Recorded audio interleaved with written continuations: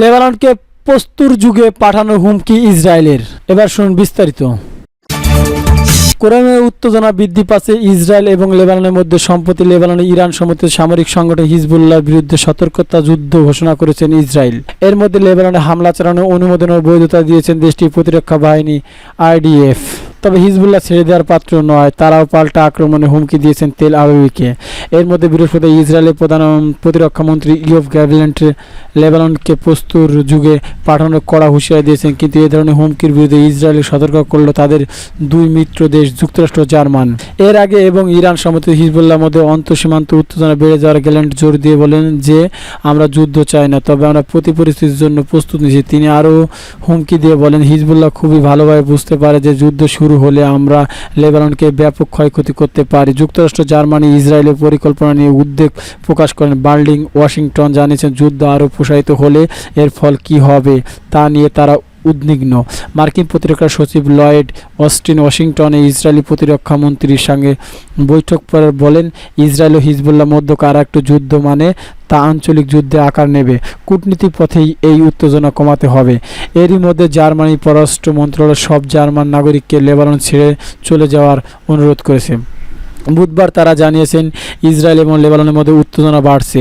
পশ্চিমা দেশগুলোর নাগরিকতার বিরুদ্ধে সন্ত্রাসী আক্রমণের সম্ভাবনা বাড়ছে, তাই মন্ত্রণালয় সব জার্মান নাগরিককে সতর্ক করে দিয়েছে। এমনকি জাতিসংঘের মানবিক সংক্রান্ত বিষয়ে সবচেয়ে সিনিয়র কর্মকর্তা মার্টিন গিফিসার বলেন যে যুক্তরাষ্ট্রের অপরাধী ও তীব্রতা বাড়লে তার ফল মারাত্মক হবে। আমি একটা ফ্ল্যাশ পয়েন্ট হিসেবে দেখছি। অন্যদের তুরস্কের প্রেসিডেন্ট রিসেপ তাইপ এরদোগান এক বিবৃতিতে বলেছেন যে ইসরায়েল যদি লেবাননে হামলা চালায় তাহলে পুরো মধ্যপ্রাচ্য যুদ্ধ ছাড়বে। ইসরায়েলি প্রেসিডেন্ট নেতানিয়াহু পরিকল্পনা বড় বিপর্যয় ডেকে আনবে। আর পশ্চিম বিশ্ব যেভাবে ইসরায়েলকে সমর্থন করেছে সেটাও দুঃখজনক। লেবানন ও সেই দেশের মানুষের পাশে দাঁড়াবে তুরস্ক। আমি ওই অঞ্চলের সব দেশের কাছে আবেদন করছি তারাও যেন লেবাননের পাশে দাঁড়ায়। আবার বুধবার আল জাজিরা খবরে বলা হয়েছে ইসরায়েলের সঙ্গে যুদ্ধ করতে প্রস্তুত বলে জানিয়েছেন লেবাননে আশ্রয় নেওয়া ফিলিস্তিনিরা। যদিও ইসরায়েল লেবাননে হিজবুল্লাহর উপর সর্বাত্মক হামলা চালানো, তাহলে ইসরায়েলি বাহিনীর বিরুদ্ধে যুদ্ধ করতে প্রস্তুত রয়েছে তারা। এই অঞ্চলে হিজবুল্লাহ সমর্থন করার জন্য ইসরায়েলের বিরুদ্ধে লড়াই করবেন তারা, কিন্তু তাদের একটা সংখ্যা তাদের পরিবার এবং বেসামরিক নাগরিকদের জন্য। তাদের উদ্বেগ ইসরায়েলের সঙ্গে হিজবুল্লাহ যুদ্ধ শুরু হলে ইসরায়েল ইচ্ছাকৃতভাবে লেবাননের ঘনবসতি আবাসিক এলাকাগুলো, বিশেষ করে লেবাননের ফিলিস্তিনি শিবিরগুলোকে লক্ষ্যবস্তু করবে, যেখানে কয়েক লাখ ফিলিস্তিনি বাস করে। তবে হুমকি দিলেও হিজবুল্লাহ শক্তি ও অস্ত্রের বিবেচনায় ইসরায়েল লেবাননের বিরুদ্ধে বৃহত্তম যুদ্ধ শুরু করবে না বলে মনে করেছেন অনেকেই। বিশেষজ্ঞরা বলেন হিজবুল্লাহ অস্ত্রাগারে বিপুল পরিমাণ অস্ত্র, ইরান নির্মিত ক্ষেপণাস্ত্র এবং অত্যাধুনিক ড্রোন রয়েছে, যা ইসরায়েলের সংঘাতকে গুরুতরভাবে বাড়ানো থেকে বিরত রাখছে। উল্লেখ্য, প্রায় 2.5 লাখ ফিলিস্তিনি লেবানন জুড়ে 12টি শরণার্থী শিবির বাস করে। ধ্বংসস্তূপের নিচে হাজার হাজার ফিলিস্তিনি শিশুর লাশ, ইউনিসেফ বলেছেন। এবার শুনুন বিস্তারিত।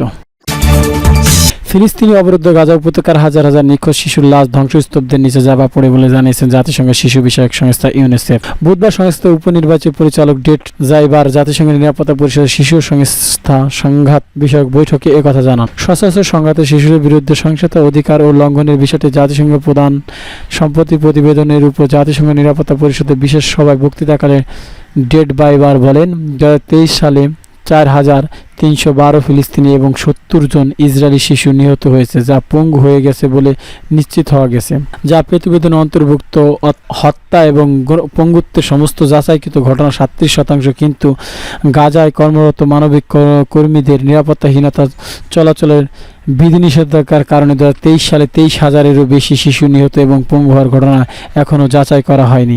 তিনি বলেন, হাজার হাজার নিখোঁজ শিশু মৃতদের ধ্বংসস্তূপের নিচে চাপা পড়ে আছে এবং এর মধ্যে 2024 সালে হাজার হাজার মানবিক লঙ্ঘনের ঘটনা অন্তর্ভুক্ত হয়। ইউনিসেফের এই কর্মকর্তা গাজার ত্রাণ বিতরণে প্রতিবন্ধকতার কথা তুলে ধরেন এবং তীব্র অপুষ্টিকরে ভোগা শিশুদের সংখ্যা বৃদ্ধি পাচ্ছে বলে উল্লেখ করেন। তিনি গাজায় পরিপূর্ণ যুদ্ধবিরতি আহ্বান জানিয়ে বলেন, অবরুদ্ধ অঞ্চলে অনেক শিশু অনাহারে প্রাণ হারাচ্ছে।